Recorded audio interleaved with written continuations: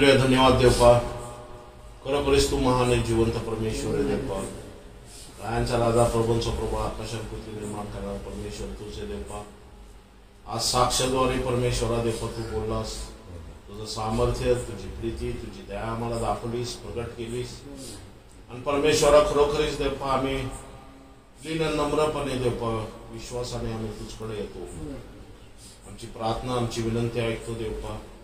आमच्या शरीरामध्ये जो कमकुवतपणा आहे देवपा, आमच्या शरीरामध्ये असलेला व्याधी आजार, यातून आम्हाला मुक्त करणारा परमेश्वर तूच आहे देवपा. याची प्रचिती तू आम्हाला देतोस देवपा. आणि तू वचन आजची संध्याकाळ परमेश्वर आज आम्ही तुझ्या हातात देतो. वचन सांगणारे ते वचन माझ्या मुखाला, माझ्या जिभेला स्पर्श कर देवपा. परमेश्वरा वचनातून येणारे ज्ञान देवपा तू आशीर्वादित कर देवपा. विशेष करून ऐकणाऱ्या प्रत्येकाचे कान उघड देवपा. फिजिकल आणि स्पिरिच्युअली दोन्ही कान उघड, जेणेकरून वचनाचा उलगडा त्यांना होण्यासाठी तू सहाय्य कर, तू मदत कर, तुझ्या शक्ती सामर्थ्य. येशूच्या नावात मागतो म्हणून होतो. ज्यावेळेस येशू ख्रिस्त आपल्या शिष्याबरोबर शेवटच्या काळाबद्दल बोलत होता, जे प्रश्न होते की हे मंदिराबद्दल ते प्रश्न विचारले होते की त्यांनी हे मंदिरचं भविष्य काय, दुसरं तुझ्या ह्या युगाच्या समाप्तीचं चिन्ह काय आणि आपल्या येण्याचं चिन्ह काय, याबद्दल येशू त्यांना सहज सोप्यारीत्या एक्सप्लेन करून सांगत होता. आणि आपण पाहतोय की परमेश्वर अद्भुत आहे. आणि मागच्या आठवड्यामध्ये आपण त्या गोष्टीवरती मनन करत होतो. सांगते ह्यामध्ये दोन आपण पाहिलं होतं की सूर्य अंधारमय होईल, चंद्र प्रकाश देणार नाही आणि तारे आकाशातून पडतील आणि आकाशाची बळे डळमळतील असं म्हटलेले. हे आपण पाहिलं होतं की इस्रायल राष्ट्राबद्दल म्हटलेलं आहे की इस्रायल राष्ट्राची जी स्थापना झाली 1948 साली, त्यावेळेस ह्या वचनाबरोबर दिलेले. आणि दुसरं म्हटलेलं की मनुष्याच्या पुत्राचं चिन्ह आकाशात प्रगट होईल म्हणून. आणि ह्याच्याबद्दल मी तुम्हाला सांगितलं की एक जसं येशूच्या जन्मावेळेस या पृथ्वी तलावरती येशू मनुष्य बनून आला आणि त्यावेळेस आकाशामध्ये चिन्ह होतं की तारा दिसला. वैयक्तिकरित्या पाहिलं तर तो तारा हा यहुदी लोकांनी बघायचा होता, पण तो पाहिला मागे लोक जे परराष्ट्रीय होते त्यांनी पाहिलं आणि त्या ताराचा शोध घेत आला. पण ज्यावेळेस आपण आपल्याकडे वचन असतं किंवा आपण परमेश्वराच्या सानिध्यात चालतोय, पण होणाऱ्या ज्या घडामोडी जे परमेश्वर आम्हाला चिन्ह दाखवत असतो ना, याकडे सुद्धा आम्ही लक्ष देणं अत्यंत गरजेचं आहे. कारण तिने उगाचच हे चिन्ह ज्याला म्हणतो ना रिकाम्या जागा भरण्यासाठी नाही दिलेले, हे तुमच्या आमच्या जागृतीसाठी दिलेले. की अशा वेळेस ज्यावेळेस तुम्ही त्या आकाशातला तारा पाहताल त्यावेळेस समजा की मिखाने केलेली जी भविष्यवाणी आहे, या होशेने केलेली भविष्यवाणी जी आहे ना, ती आता पूर्णत्वास येणार आहे. ती भविष्यवाणी म्हणजे मसीहाचा जन्म होणार आहे, ख्रिस्ताचा जन्म होणार आहे या पृथ्वी तळावरती. हे त्या वचनामध्ये परमेश्वराने त्या मिखा आणि होशेच्या अंतःकरणामध्ये पवित्र आत्म्याच्या सानिध्याने ते वचन घातलेले की पुढची पिढी अंधारात राहू नये म्हणून. Praise the Lord. बरोबर. हे वचन जे आहे हे यहुद्यांना होतं, पण यहुद्यांचं दुर्लक्ष होतं आणि मागे लोकांनी येऊन त्यांना सांगितलं की तुमचा राजा कुठे जन्मलेला आहे, असंच होतं. म्हणून आम्हाला वचनात आणि प्रार्थनेत का राहणं तत्पर गरजेचं आहे की आज जे काळाची आपल्याला चिन्ह दिसतात ही चिन्ह ह्याबद्दल वॉर्निंग ह्याबद्दल ज्यावेळेस आपण मीडियामध्ये पाहतो या आम्हाला न्यूज मध्ये कळतं काही गोष्टी, तर त्याचा प्रत्येक गोष्टीचं तुल्यमापन आपण येशू ख्रिस्ताचे दुसऱ्या आगमनाबरोबर करणं चुकीचं आहे. वचनाला धरून ते जर चिन्ह असेल ना तर मग ते योग्य आहे. मग इथं काय म्हटलंय की येशूच मध्ये वचन काय सांगते ते वज्राचे चिन्ह आकाशात प्रगट होईल, मग पृथ्वीवरील सर्व जातीचे लोक शोक करतील. एक मिनिट. आता मनुष्याचं एक चिन्ह आकाशात प्रगट होईल आणि पृथ्वीचे सर्व जातीचे लोक शोक करतील म्हटलेले. सर्व जातीचे लोक शोक करतील. सर्व जातीचे म्हणजे कोण आहे? विश्वासणारे आहेत का त्यामध्ये? कळतंय तुम्हाला? हे विश्वासणाऱ्यांसाठी नाहीये वचन. येशू ख्रिस्ताचं स्वर्गात मध्ये दिसलेलं चिन्ह हे कोणासाठी शोकमय असणार आहे? तर हे जे न विश्वास ठेवणारे आहेत ना त्यांच्यासाठी हे चिन्ह असणार आहे.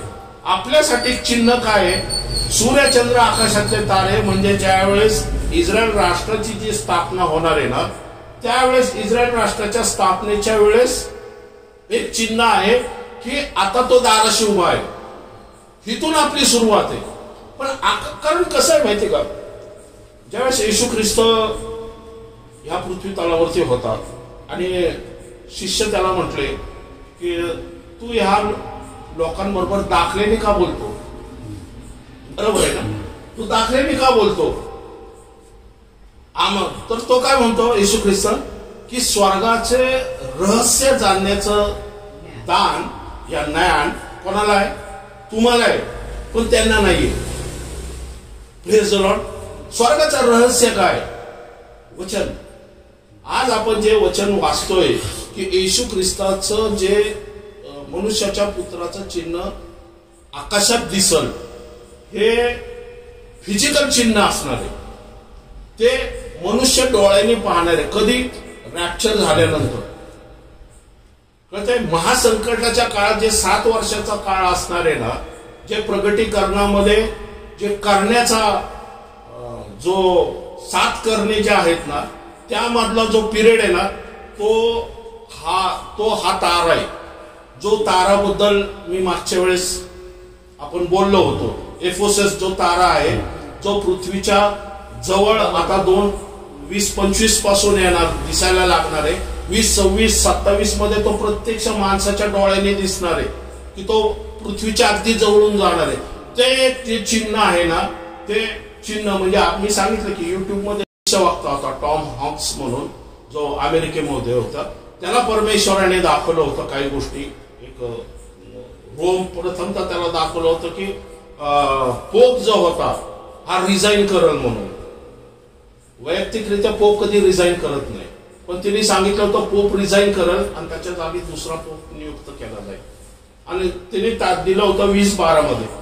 तर सगळे त्याला हसायला लागले. आणि पुढच्या वर्षी 2013 मध्ये पोपनी रिझाईन केलं. पण ज्या वेळेस त्यांनी बघितलं त्यावेळेस त्यांना कळलं की ह्या पोपनी ऑलरेडी 2012 मध्येच रिझाईन दिलं होतं. म्हणजे जे जगाला नंतर कळालं त्याला परमेश्वराने आधीच उलगडा करून दाखवला होता. आणि त्याला परमेश्वराने हा तारा दाखवला होता की हा तारा 2029च्या जवळपास म्हणजे महासंकटाच्या अर्ध्या पिरियड मध्ये पॅसिफिक ओशन मध्ये येऊन धडकणार आहे. म्हणजे जो करण्यामध्ये जी भविष्यवाणी आहे ना 1/3 जाळणारे, 1/3 समुद्र, 1/3 पाण्यान, 1/3 हे त्याला परमेश्वराने 2022 मध्ये दाखवलेले. एवढी भविष्यवाणी त्याला. आता जो एवढं प्रिडिक्ट करतो देवाच्या सान्निध्यात असलेला तो सेवक होता. म्हणजे त्याच्यानं आता तो नाहीये, तो एक्सपायर झाला तो वयामानाप्रमाणे. पण त्याने जी भविष्यवाणी युट्यूब मध्ये तुम्ही बघू शकता. ते पण सांगायचं उद्देश की कुठे ना कुठं परमेश्वर आपल्या सेवकाबरोबर बोलत असतो. तर हा जो दिसतोय ना मनुष्याच्या पुत्राचं चिन्ह आकाशात प्रगट होईल ह्याबद्दल मी तो जे काय बोलतोय ना त्याचं मी तुम्हाला एक्सप्लेन करून सांगते. त्यावेळेस वचन सांगते की सर्व जातीचे लोक काय करतील? शोक करतील असं म्हटलेलं. कारण आपल्याला शोक करण्याचा समय आपल्याकडे नाहीये, कारण आपण ऑलरेडी त्याच्या आधीच रॅप्चर होऊन निघून गेलेलो आहे. कळते का? म्हणजे म्हणून हा जो 24वा अध्याय मत्ते 24वा अध्याय ना हा कुठेतरी वर खाली हा लिहिलेला आहे. कारण ही येशू ख्रिस्ताने 2000 वर्षाची केलेली भविष्यवाणी. आणि त्यावेळेस पवित्र आत्मा शिष्यांना मिळालेला नव्हता, त्यांना मिळाला. त्यानंतर मग पवित्र आत्मेने मग थेसलोनिकरास पत्रामध्ये पावलाला पण स्वर्गारोहणाच्या गोष्टी दाखवल्या, अँटिक्राइस्टच्या गोष्टी दाखवल्या, मर्त्य शरीर कसं होणार आहे त्याबद्दल दाखवल्या, पेत्राला पण नवीन आकाश नवीन पृथ्वीबद्दल दाखवलं, आणि मग योहानाला तर पूर्ण प्रगटीकरणच दाखवलं. पण हा समय येशू ख्रिस्त त्यांना एक एक्सप्लेन करून सांगतोय की बाबा असा असा होणार आहे, पण पुढे जाऊन तो नंतर परत त्यांच्यावर पण डीप गोष्टी बोलणार आहे. ओके, आता वचन नीट बघा. त्याच्या खालचं जे वचन हे आमच्यासाठी आहे की मेघारूढ होऊन येणार आहे तो येशू ख्रिस्त. मेघारूढ होऊन येशू कोणासाठी येणार आहे? विश्वासणाऱ्यांसाठी. आणि घोड्यावरती बसून येशू कोणासाठी येणार आहे? जगासाठी. अँटिक्राइस्ट विरुद्ध युद्ध करण्यासाठी, हिरमगेदोन मध्ये युद्ध करण्यासाठी, प्रकटीकरणाच्या 19व्या अध्यायामध्ये युद्ध करण्यासाठी तो घोड्यावरती बसून येणार आहे. पण तुमचा माझा तो वर असल्यामुळं तो आकाशातून उतरून येणार, मेघारूढ होऊन येणार आहे. जसं तो त्या गालिलाच्या जैतुनाच्या पर्वतावरून वरती उचलला गेला शिष्यांसमोर, आणि त्यावेळेस ते दोघं काय म्हटलेले तिथं साक्षी, जसं जाताना पाहिजे तसं येताना सुद्धा तो येणार आहे. मग तो कसा येणार आहे? जाताना कसा गेला? मेघारूढ. बरोबर आहे ना? मेघाने त्याला आच्छादला असं म्हटलेलं. तर येताना कसा येणार आहे? तो मेघारूढ येणार. पण वचन सांगते की तो देवदूतांबरोबर येणार आहे आणि आपल्या झोपी गेलेल्या लोकांबरोबर येणार आहे. आणि मग जे देवदूत काय करेल की पृथ्वीच्या चारी बाजूस जातील आणि काय होतील की निवडलेल्यांना एकत्र करतील. बरोबर आहे? मग आपण तेच पाहिलं होतं की झोपे गेलेले नवीन गौरवयुक्त शरीरात पुनरुत्थान होणार, गौरवयुक्त शरीरात त्यांचं रूपांतर होणार. आपण काय होऊ? बदलून जाऊ, रूपांतरित होऊन गौरवयुक्त शरीरामध्ये जाणार आहे. झाडाचा दाखला घ्या, त्याची डहाळी कोमल असता, तिला पाणी फुटू लागली म्हणजे उन्हाळा जवळ आला असे तुम्ही समजता. तसेच तुम्ही या सर्व गोष्टी पाहाल तेव्हा तो जवळ दाराशी आहे असे समजा. हा, तो म्हणतो की अंजिराच्या झाडाचा दाखला घ्या. म्हणजे तो काय म्हणतो? सूर्यचंद्र आकाशातले तारे, म्हणजे ज्यावेळेस हे इस्रायल राष्ट्र स्थापनेचे ज्यावेळेस तुम्ही प्रत्यक्ष डोळ्याने पाहाल, बरोबर आहे, म्हणजे त्याची कोमल जमिनीतून उगता येते, उगवता येते, जमिनीतून उगवते. याचा अर्थ काय होतोय? आता त्यांनी रूट पकडायला सुरुवात केलेली ते झाड. आणि अंजिराचं झाड नेहमी इस्रायल राष्ट्राबद्दल म्हटलेलं आहे. ओके, तर ते चिन्ह काय ते हे आमच्यासाठी की तो दाराशी उभा आहे. कोण दाराशी उभा आहे? येशू ख्रिस्त दाराशी. याचा अर्थ काय? आता तो मेघारूढ होऊन येणार आहे. कळलं तुम्हाला? आता तो मेघारूढ होऊन येणार आहे आणि त्याचे ते देवदूत आहे पृथ्वीच्या चारी कोण्याला तुम्हाला मला घ्यायला तो पाठवणार आहे. ही वेळ, ही घटिका आलेली आहे. म्हणतो तो काय म्हणतो की ही युगाची समाप्ती आहे. आणि ही पिढी म्हणजे ह्या अंजिराचं झाड, म्हणजे या इस्रायल राष्ट्र स्थापनापासून असलेली जी पिढी आहे ना, ही पिढी नाहीशी होणार नाही. Praise the Lord. म्हणजे ह्या पिढीमध्ये आज इस्रायल राष्ट्र स्थापन होऊन किती वर्ष झालेली? 48, म्हणजे जवळजवळ 77 वर्ष झालेली. हा, आपलं आज हे आपलं 47 आहे. 1 वर्ष फक्त हे, बरोबर आहे. तर 77 वर्ष पूर्ण झालेले, बरोबर आहे. म्हणजे आपण किती जवळ येऊन ठेपलेलो आहे एका पिढीचं. ह्या आजच्या आता तर मला तरी वाटतं की परमेश्वर थोडी जास्तच कृपा करत आहे माणसांवरती. कारण 77 वय बायबल प्रमाणे बोलत आपण खूपच जवळ येऊन ठेपलेलो आहे. तो दाराशी उभा आहे म्हटलेलं आहे, बरोबर आहे ना? हा, पुढं मी तुम्हाला खचित सांगतो, हे सर्व पूर्ण होईपर्यंत ही पिढी नाहीशी होणारच नाही. आकाश व पृथ्वी नाहीशी होती, परंतु माझी वचने नाहीशी होणारच नाही.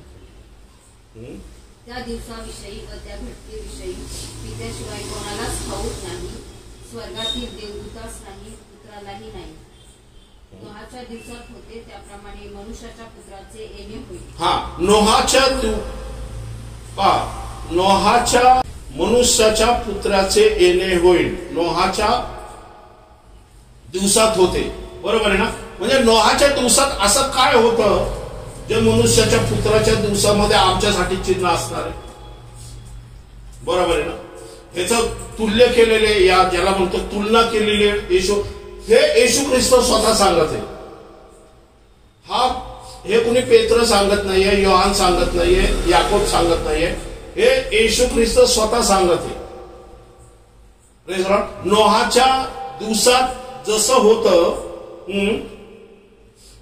तसं येणे होईल. म्हणजे तो ढगावरती बसून येणारे, मेघर उडवून येणारे, तो कसा सारखा येणारे? नोहाच्या दिवसासारखा. तेव्हा जसे जलप्रलयाच्या पूर्वीच्या दिवसात नोहा तारवात गेला.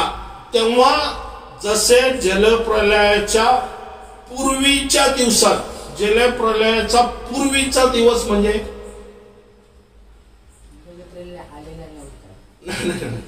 जलप्रलयाच्या पूर्वीचा अर्थ काय होतो? जलप्रलयाच्या पूर्वी म्हणजे जलप्रलय येण्याच्या आधी. बरोबर आहे. जलप्रलय येण्याच्या आधी नोहा तारवात गेला. कळलं तुम्हाला? जलप्रलयाच्या पूर्वीच्या दिवसात म्हणजे अजून जलप्रलय आलेला नाहीये, त्याच्या आधी नोहा तारवात गेला. बरोबर आहे. त्या दिवसापर्यंत लोक, त्या दिवसापर्यंत, कळतंय? त्या दिवसापर्यंत म्हणजे नोहा तारवात जाईपर्यंत, जलप्रलय येण्याच्या पूर्वी नोहा तारवात गेला. पण तोपर्यंत मनुष्याला ह्या पृथ्वी तलावरती संधी होती. हेच येशू ख्रिस्त सांगतोय. तो तारवात जाईपर्यंत मनुष्याला परमेश्वराने संधी दिली होती की जलप्रलय पासून तुम्ही वाचू शकता. जलप्रलय हा जो न्याय उतरून येणार आहे पृथ्वी तलावरती, जर तुम्ही पश्चाताप केला तर तुम्हाला निनवेसारखं वाचवलं जाईल. बरोबर आहे. करेक्ट आहे. कारण तोपर्यंत काय पुढं आणि जलप्रलय येऊन सर्वांस वाहून नेईपर्यंत त्यास समजले नाही. जलप्रलय येऊन सर्वांस वाहून नेईपर्यंत त्यास समजले नाही. का नाही समजले? कारण जलप्रलय येण्यापूर्वी जे नोहा करत होता, तारू बांधत होता, या मुखातून जो 120 वर्ष परमेश्वराने जी संधी दिली होती त्याकडे त्यांनी दुर्लक्ष केलं. आणि कशाकडे लक्ष दिलं त्यांनी? करून देत होते. जलप्रलय येईपर्यंत, वाहून येईपर्यंत त्यांना का कळलं नाही? कारण ते नोहाकडे लक्ष देण्याऐवजी जगाकडे लक्ष देत होते. स्वतः स्वार्थी त्यांचं बिहेवियर, या विचारसरणी ही स्वार्थी झाली होती. पहा वचन काय. आता नोहाच्या काळात जर आपण गोष्टी पाहिल्या ना, तर नोहाच्या काळातल्या गोष्टी खूप भयंकर आणि भयानक होत्या. जर स्पिरिच्युअली दृष्ट्या पाहिल्या तर जर आपण उत्पत्ती याचा 6वा अध्याय जर आपण आता नीट लक्षात घ्या. देवपुत्राने पाहिले की मानव कन्या सुंदर आहेत, त्यातील त्या त्यांना आवडल्या, त्यांनी बायका केली. आता ह्यामध्ये असं परमेश्वराला का वाटावं की मनुष्य भ्रांत झाल्यामुळं माझ्या आत्म्याची त्याच्या ठाई सर्व काळ सत्ता राहणार नाही. असं काय झालं की परमेश्वर म्हणतो की मनुष्य भ्रांत झालेला आहे. भ्रांत म्हणजे भ्रांतीचा आत्मा, या परमेश्वरापासून दूर करणारा आत्मा, या परमेश्वरापासून असं काहीतरी शिकवण, या असं काहीतरी पगडा, या असं काहीतरी विचारसरणी, या असं काहीतरी जादूटोणा, या ब्लॅक मॅजिक, अशा गोष्टी या सैतानाच्या आवरणाखाली असलेली लोक ज्यावेळेस करतात ना, त्यावेळेस मनुष्य भ्रांत होतो, या परमेश्वरापासून लांब जातो. वचन सांगते की हिथं काहीतरी आपल्याला दिसतंय की माणसाचे जे डीएनए आहेत, जे मनुष्य पुत्र स्त्री आणि पुरुषापासून जे बीज उत्पन्न होतं ना, हिथं काहीतरी सैतान जो आहे ना, हा काहीतरी तिथं डीएनए मध्ये घोटाळा करतो. या डीएनए मध्ये काहीतरी फेरफार करायचं, बदल करतोय. कारण त्याच्यानंतरची झालेली पुत्र आहेत का, जी पुत्र आहेत ना, ती 9-9 फूट, 12-12 फूट, 14-14 फूट माणसं बनायला लागली. म्हणजे सृष्टी चक्र सोडून मनुष्य सैतानाच्या त्या ज्याला म्हणतो सायन्स टेक्नॉलॉजी मध्ये, या माहित नाही ते काय असेल बीजाचं, त्यामध्ये एवढा इन्व्हॉल्व झाला की सृष्टी चक्रच त्यांनी सोडलं. जसं आपण पाहतो की जे द्राक्षाची घड, एक घड हा 2 माणसं कॅरी करायला एवढा घड होता. आता तसा घड बनवायचा असेल तर परमेश्वराने एदेन बागेमध्येच बनवलं असतं तसं. म्हणजे परमेश्वराच्या सृष्टी चक्राच्या बाहेर ज्यावेळेस मनुष्य जातो, सदोम गमोराचा नाश का होतो? कारण मनुष्य सृष्टी चक्राला चॅलेंज करतो आणि सैतानाच्या पूर्ण अधीन जातो. त्यावेळेस अशा घटना, या अशा गोष्टी घडायला लागतात. हा पुढे वाचा. आहे, तथापि मी त्याला 120 वर्षाचा काळ देईन. हा, परमेश्वराने 120 वर्षाचा काळ दिला तरी त्याला, की त्यांनी पश्चाताप करावा, पापाची क्षमा मागावी आणि पुन्हा परमेश्वराकडे वळावं. कारण तो म्हणतो की माझा आत्मा सदा सर्वदा ह्यांच्यावर आता गाजू शकणार नाही. माझा आत्मा म्हणजे कोणाचा आत्मा? देवाचा आत्मा. बरोबर? नीट इथं बघा, डीप गोष्ट. तेव्हा तिसरं वचन, तेव्हा परमेश्वर म्हणाला, मनुष्य भ्रांत झाल्यामुळे माझ्या आत्म्याची त्याच्या ठायी सर्व काळ सत्ता राहणार नाही. मनुष्य भ्रांत झाल्यामुळं माझ्या आत्म्याची त्याच्या ठायी सर्व काळ सत्ता राहणार नाहीये. म्हणजे याचा अर्थ, ह्याच्यापूर्वी मानवाच्या आत्म्यामध्ये कोणाची सत्ता होती? होते ना, तिथं आहे ना, तिथंच दिलेलं आहे. पण भ्रांत झाल्यावरती मग कुठल्या आत्म्याची सत्ता होईल? बरोबर आहे ना? कारण तो भ्रांतीचा आत्मा आहे. अँटी क्राइस्ट जो येणार आहे ना, तो भ्रांतीचा आत्माच घेऊन येणार आहे. भ्रांतीचा आत्मा म्हणजे भ्रष्ट आत्मा, जो परमेश्वरा विरुद्ध असलेल्या व्यक्तीला, या परमेश्वरा विरुद्ध असलेल्या सिस्टीमला देव बनवतो. परमेश्वरा आणि त्याला त्याच्या विचार कल्पनामध्ये तो चूक करत आहे हे सुद्धा कळत नाही. एक गोष्ट लक्षात ठेवा, ज्या वेळेस हा भ्रांतीचा आत्मा मनुष्यामध्ये काम करायला लागतो, कळते का तुम्हाला? हा, पुढे वाचा, पुढं.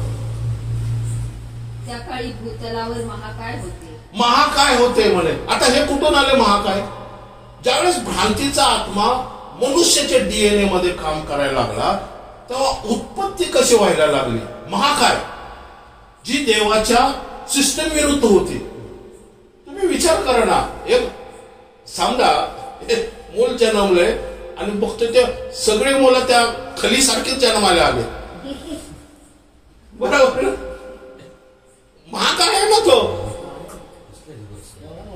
मग आता आहे का? आता अमेरिकेमध्ये ठीक आहे, तसले काय काय आहेत ते, पण हे अशा प्रकारची जर संपूर्ण राष्ट्रच तसं झालं तर मग तसंच आहे. तसंच झालं होतं त्या काळी. म्हणजे काय होतंय, कुठंतरी डीएनए, आता नीट लक्षात घ्यायचं. आता हे रोबोटिक सिस्टम करतात, जे हे ज्याला म्हणतो ना क्लोनिंग करतात. त्याच्यामध्ये ते काय, आता सायंटिस्ट रिसर्च काय करतात ते माहिती का?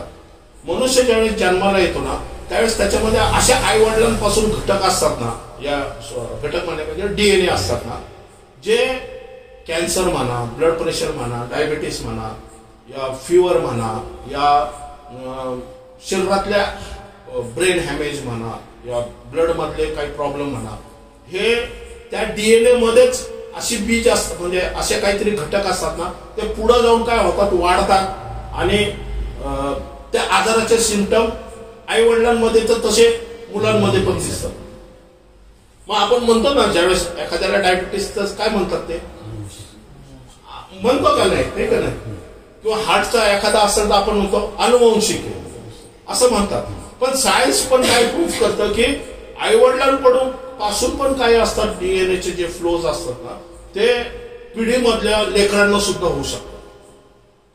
मग आता सायंटिस्ट काय शोध करतात की ते जे पुढे जाऊन आजाराचं डेव्हलपमेंट करणारे जे पेशीज आहेत ना, या मला माहित नाही ते काय डीएनए म्हणतात पाहिजे, त्याला जन्माच्या वेळेस नष्ट करून टाकायचं. कळतंय का तुम्हाला? म्हणजे तो मुलगा ज्यावेळेस ग्रोथ होईल ना, तो पूर्ण निरोगीच राहील. अशा प्रकारचा रिसर्च चाललेला आहे. क्लोनिंग करणं म्हणतात त्याला काहीतरी ते. आता अशा प्रकारचं क्लोनिंग आता डेव्हलप आहे, करू शकतात ते. पण ह्याच्या पाठीमाग तुम्ही सृष्टी चक्राच्या पलीकडे जाऊन कुठंतरी स्पिरिच्युअली जगाला चॅलेंज करताय की ये आणि काहीतरी इकडं एक नवीन उत्पत्ती करायचा प्रयत्न करतात. कळतंय तुम्हाला? त्याचप्रमाणे महाकाय कसे काय ऑटोमॅटिक उत्पन्न होते? कुठंतरी त्याच्यामध्ये स्पिरिच्युअली गोष्टीचं मदत असणार ना. आता एक गोष्ट लक्षात ठेवा की ज्यावेळेस तो गणसेकर प्रांतात येशू ख्रिस्त चालला होता आणि त्या कबरेमध्ये तो भूतग्रस्त होता, करेक्ट आहे? आणि तो भूतग्रस्त जो व्यक्ती होता त्याच्यामध्ये त्याला कळत होतं का की तो त्या कबरेत झोपत होता, अंगावरच्या कपड्याचं त्याला भान नव्हतं, तो साखळ्या तोडत होता आणि लोकांमध्ये दहशत पसरवली होती तिने. आणि वचन सांगते की तो कोणाचाच ऐकत नव्हता आणि 2000 भूत त्याच्यामध्ये होती. म्हणजे तो जे करत होता ते त्याला तरी कळत होतं का काय करत होता? म्हणजे त्याला कुठल्या आत्म्याने त्याच्या शरीराचा ताबा घेतला होता? भ्रांतीच्या आत्म्याने. म्हणतो की त्या काळात सुद्धा असा भ्रांतीचा आत्मा काम करत होता आणि महाकाय असे जे होते ना, हे पुरुष या अशी संतान उत्पन्न व्हायला लागले आणि ते सृष्टी चक्राच्या विरुद्ध अशी पिढी उत्पन्न व्हायला लागली. आता ह्याचा इफेक्ट ह्याचा परिणाम नीतिमान लोकांवर होणार आहे का नाही? पुढे जाऊन नीतिमान लोकांवरती हा प्रॉब्लेम, नीतिमान लोक त्यांच्या पुढे सर्वाय राहू शकत नाही. पण परमेश्वराला न्याय हातात घेणं भाग आहे. सदोम गोमोराची परिस्थिती काय? सदोम गोमोराची परिस्थिती आजच्या सारखीच आहे. आज जगामध्ये जे 27-28 देश म्हणतात की स्त्री लग्न करायला त्यांनी परवानगी दिलेली. आज जे नीट लक्षात घ्या, आज जे तुमचं फ्रान्समध्ये जे काही ओपनिंग सेरेमनी झाली पाहिली तुम्ही, त्याच्यामध्ये जे पासओव्हरचा विधी होता त्याची किती चेष्टा केली बघितलं तुम्ही? काय केलं ते? परमेश्वराचं जे काय म्हणतात त्याला, तो लास्ट सफर, शेवटलं भोजन बघितलं तर सगळे कोण होते? ते सगळे गेस्ट होते. मग हे काय डेली ते म्हणतात चूक झाली, पण हे चूक नाहीये. तो भ्रांतीचा आत्मा आता परत जगात यायला लागला, काम करायला लागलाय. आता आपण अशा पिढीमध्ये राहत आहोत की आता भ्रांतीचा आत्मा जो आहे हा सिस्टीमचा ताबा घेणारे, ज्याला म्हणतो की राष्ट्र प्रमुखांचा ताबा घेणारे आणि लोकांचा ताबा घेणारे, लोकांच्या विचारसरणीचा ताबा घेणारे. नाहीतर 28 देशातले जे लोक आहेत, राष्ट्रपती आहेत या पंतप्रधान आहेत, त्यांनी का गे मॅरेजला म्हणा परवानगी का दिलेली? युअर पोप पण म्हणतो, पोपनी पण परवानगी दिलेली की जे आहेत त्यांना, जे चर्चमध्ये आले जर त्यांना आशीर्वाद द्या आणि ब्लेस करा त्यांना. पोपनी सुद्धा स्टेटमेंट दिलेले. मग हे काय चाललेलं आहे? भ्रांतीचा आत्मा मग कोणावरती काम करतोय? तो पोप मध्ये पण काम करायला लागलेला. जो ज्याला तुम्ही लीडर निवडलेले, जो देवाकडं आणायचा काम करतोय, तो आता सैतानाकडे जर तुम्हाला न्यायला लागला तर मग कसं होईल? आणि ते शेवटच्या काळाचं म्हणून पाऊल काय म्हणतो की खोटे सेवक आणि खोटे संदेष्टे उठतील. त्यामुळं स्वतःचं तारण आपल्याला स्वतः सांभाळणं गरजेचं आहे. म्हणून येशू ख्रिस्ताने म्हटलं की नोहाच्या दिवसासारखे ते दिवस असतील. आज जे घडते ते नोहाच्या काळात सुद्धा घडत होतं. डीएनए वरती अटॅक. आता तो जो एलन मस्क आहे तो मेंदूमध्ये चिप घालायला लागलेला आहे की जे अवयव काम करत नाहीये त्या अवयवाला ते चिप काय करतात, निर्देश देणार आणि त्याप्रमाणे ते अवयव पण काम करायला लागतील. पण त्याची गॅरंटी नाहीये. तो म्हणतो आतमध्ये जर चिप सिस्टीम मध्ये जर काही गडबड झाली तर काही होऊ शकतं. बरं, चिप सिस्टम कंट्रोल कोणीतरी करतंय, तर उद्या त्या कंट्रोलरला जर कंट्रोल कोणी केलं तर मग तुम्ही कोणाच्या आत्म्याने चालणार? कोणीतरी कंट्रोलर असणार ना त्याला.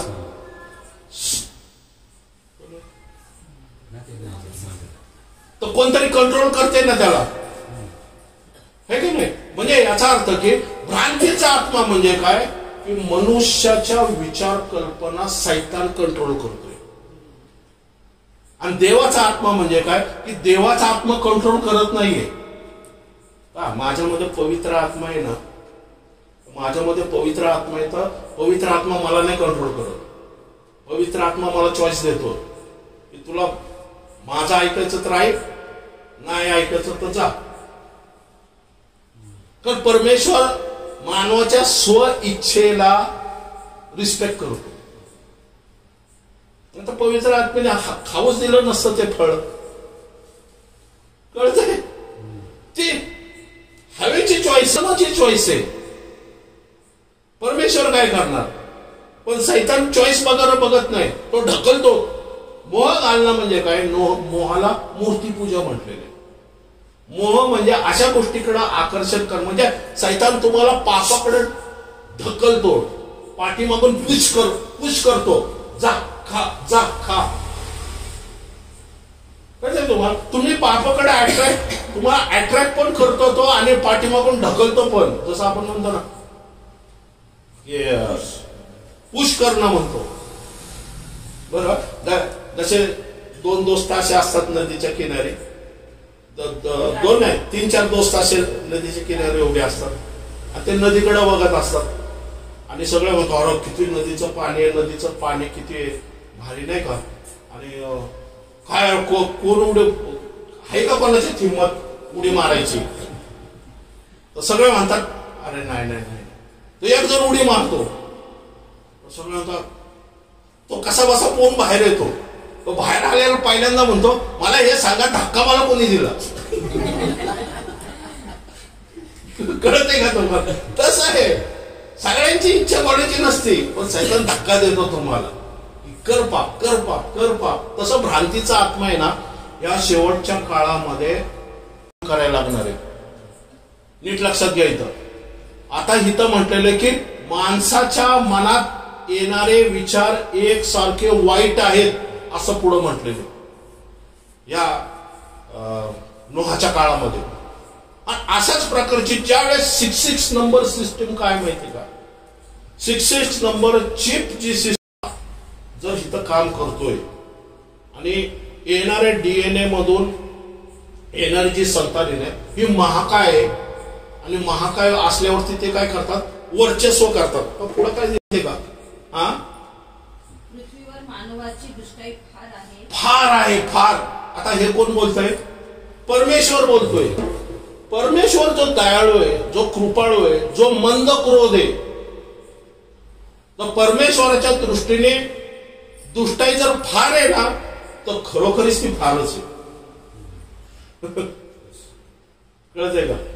परमेश्वर जर 120 वर्ष वाट बघतोय आणि तो म्हणतो की फार आहे दुष्टाई, याचा अर्थ खरोखरीच खूपच भयंकर असेल. कारण ते जे महाकाय लोक असतील ना, ते जे छोटे लोक असतील ना, त्याच्यावरती वर्चस्व गाजवत असतील, गुलामगिरीमध्ये लोटत असतील त्यांना, आणि माहित नाही कशा प्रकारचं सैतानी ऍक्टिव्हिटीज त्या काळामध्ये चालत असतील. पुढं पृथ्वीवर मानवाची दुष्टाई फार आहे, त्यांच्या मनातील येणाऱ्या विचारांच्या सर्व कल्पना केवळ एकसारख्या वाईट असतात. मनातल्या येणाऱ्या विचार कल्पना एकसारख्या वाईट आहे का? कारण देवाचा आत्मा त्यांच्यामध्ये काम करणं बंद झालेलं आहे. नाही, ज्यांचा नाश होत चालला आहे,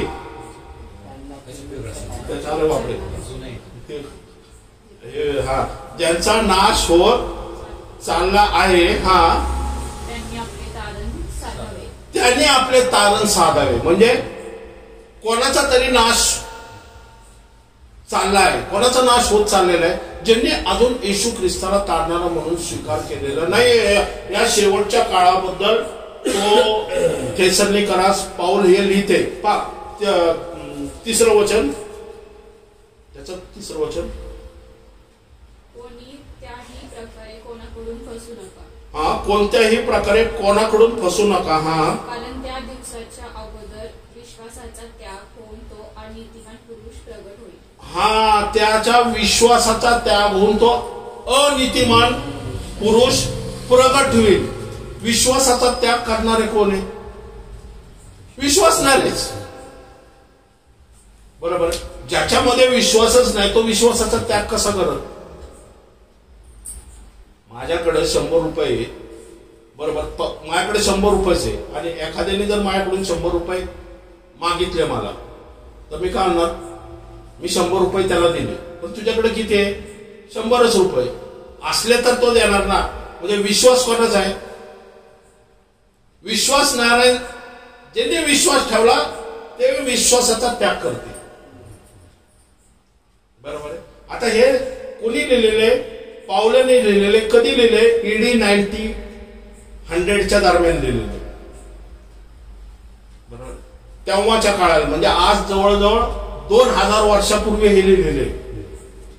आणि तो आता एंडची भविष्यवाणी सांगतो. म्हणजे आपणच विश्वासणारे नाही तर अनेक ख्रिस्तामध्ये जे विश्वासणारे आहे ना, असे विश्वासणाऱ्यांना एक वेगळी संस्था जी म्हणावं, या वेगळी डिनॉमिनेशन म्हणा, या वेगळं जे वचन म्हणा, या वेगळा विश्वास आहे ना, त्यांना वेगळ्याच ख्रिस्ताकडे घेऊन जाईल. वेगळ्या ख्रिस्ताकडे म्हणण्यापेक्षा भ्रांतीच्या आत्म्याकडे घेऊन जाईल.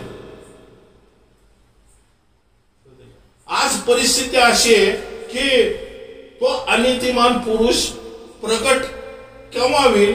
ज्यावेळेस वचन सांगते आपल्याला की हे जे भ्रांतीचा विश्वासणारे ज्यावेळेस विश्वासाचा त्याग करायला सुरुवात करतील, या खोट्या सेवक खोटे संदेश उभे राहायला सुरुवात होईल ना, जगामध्ये अनिती जास्त प्रमाणात मोठ्या प्रमाणात सुरू होईल. ज्यावेळेस हे गे संस्कृती मोठ्या प्रमाणात अनेक देश स्वीकार करतील, म्हणजे काय करतात? आता हे जे अमेरिका हे विश्वासणारे राष्ट्र आहे, मग ते आज काय करते? त्यांना मान्यता देते. इस्रायल राष्ट्र आहे, इस्रायल राष्ट्र मान्यता देते गे संस्कृतीला. पहा तुम्ही ते एलजीबीटी म्हणजे काय माहिती का? की इंद्रधनुष्यासारखे त्यांचे झेंडा येतो, सगळे कलर्स, ते एलजीबीटी म्हणतात जगात त्याला, ते स्वतःला. इस्रायल राष्ट्रामध्ये शिरलेत ते. मग आता जिथं देवाचं वचन आहे आणि तिथं तिथल्या लोकांनी, म्हणजे तिथले जे राष्ट्राध्यक्ष सुद्धा त्याला मान्य करतात. का? कारण बाकीचं जगाचं प्रेशर आहे. स्वतंत्रता, माणसाला स्वतंत्रता पाहिजे. आपल्या भारतामध्ये तर नाही आलेलं ते अजूनपर्यंत म्हणा, आणि ती कोर्टात केस अजून चालू आहे. पण आपण शेवटच्या काळाच्या शेवटच्या टप्प्याला येऊन ठेपलेलं आहे. हे विश्वासणारे राष्ट्रच आता विश्वासाचा किंवा ह्या सिस्टीमचा, या वाचनाचा त्याग करत आहे. मग तो अनितिमान पुरुष प्रगट होईल म्हटलेले. तो नाशाचा पुत्र. कुठला पुत्र आहे? नाशाचा पुत्र. नाशाचा पुत्र याचा अर्थ काय? सैतानाचा पुत्र. सैतानाला घात करायला, नाश करायला, चोरी करायला. आणि तिथं काय होतं? नोहाच्या काळामध्ये भ्रांतीचा आत्मा काम करत होता. बीजामध्ये त्यांनी काय केलं? फेरफार केले. इथं स्वतः नाशाचा पुत्र येतोय, म्हणजे त्याच्या पाठीमागे कोणाची शक्ती सामर्थ्य?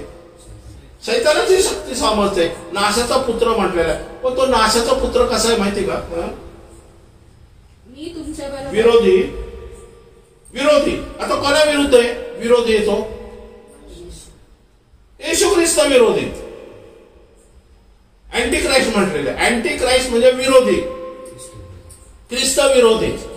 बरोबर आहे, विरोधी. पहा एक गोष्ट लक्षात, हे जे फ्रान्स मध्ये दाखवलं गेलं ना, की मी तुम्हाला सांगितलं असं की भर ऑलिम्पिक मध्ये दाखवलं त्यांनी. ऑलिम्पिकच्या उद्घाटन समारंभामध्ये दाखवलं त्यांनी.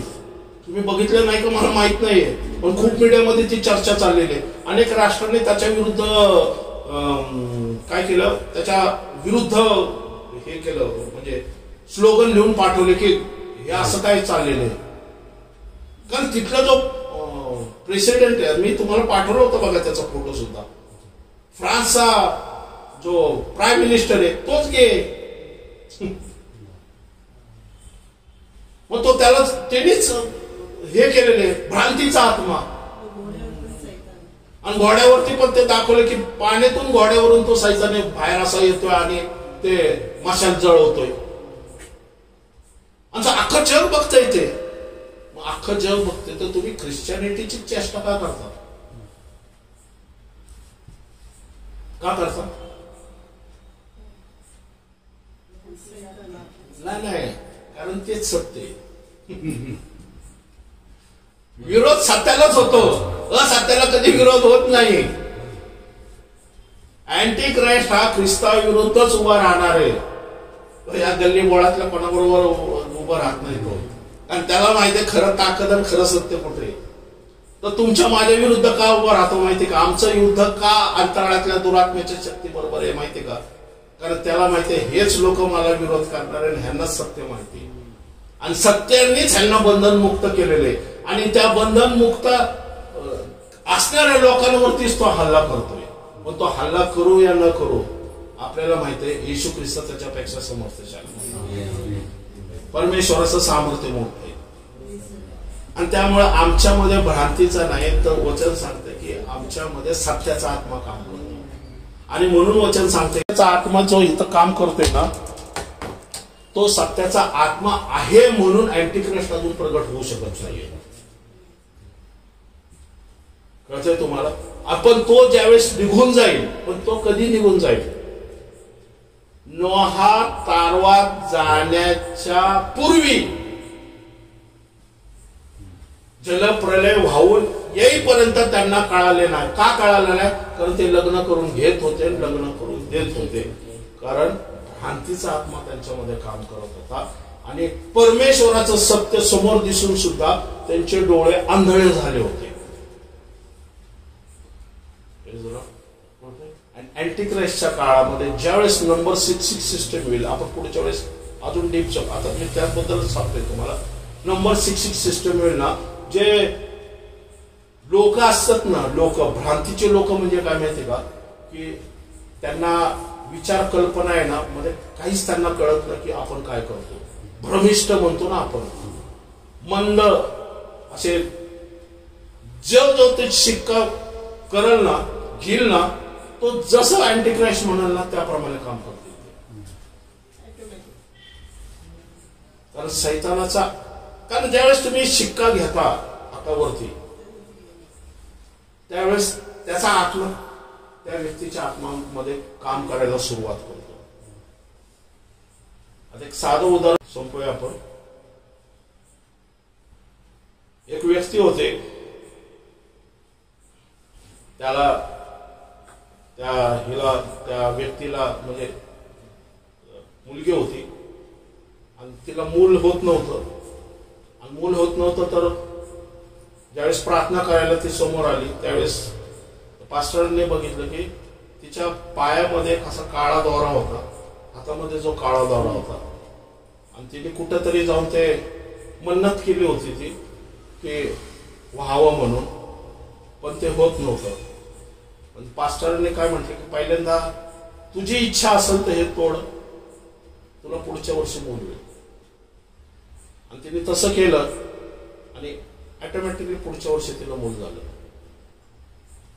कारण तो आत्मा तिला त्या जे गर्भधारणापासून काय अडखळ निर्माण करत होता. आणि त्या ते आत्मे मग तुमच्या शरीरामध्ये वास करतात आणि तुम्ही त्याला गुंडाळता आणि ते तुमच्या बरोबरच फिरत असतात. तुम्हाला कळत नाही की हे जे आहे ना हेच भ्रांतीचा आत्मा आहे. आता तुम्ही लक्षात घ्या, ती चिप सिस्टम जर तुमच्या हातामध्ये शरीराच्या आत गेली मग तो कसा ताबा घेईल? वाटतं सोपं नाहीये. म्हणून ह्या महासंकटाच्या काळामध्ये निघून जाणं गरजेचं आहे. त्याच्या आतमध्ये रॅप्चर होणं गरजेचं आहे. कारण त्यावेळेस एकही व्यक्ती सुटणार नाही. कारण त्याच्याशिवाय कोणी व्यक्ती खरेदी करू शकणार नाही, कोणी विकू पण शकणार नाही. कारण देशाचे सर्व पंतप्रधान, प्राईम मिनिस्टर हे त्या सिस्टीमला मान्यता देतील. कारण ते सुद्धा त्याच्या आत्मेने वाहतील. कळतंय तुम्हाला? ते सुद्धा त्या आत्मेने वाहतील. कारण सैतानाला जर कंट्रोल करायचं, सैतानाला अवघड नाही जग कंट्रोल करायला. सैतानाला प्रॉब्लेम कुठून येतो माहिती का? कारण सत्याचा आत्मा अजून काम करतोय आणि आपल्याला सत्य माहितीये. म्हणून वचन तिथं सांगतंय की ते ऊर बडून ते काय वचन सांगते तिथं की ज्यावेळेस ते चिन्ह पाहतील त्यावेळेस वचन सांगते की ते ऊर बडून घेतील. ते त्यामुळे आम्हाला वाचनात प्रार्थनेत स्ट्रॉंग राहणं गरजेचं. आता अजून आपण पुढे जाऊया डीप मध्ये. आता दाखल्यामधून आपण पाहणार आहोत की येशू ख्रिस्ताने जे काही दाखले दिलेले आहेत शेवटच्या काळाबद्दल आहे ना, त्याबद्दल एक आपण सोप्या भाषेत पाहूया. नंतर आपण प्रार्थना करूया.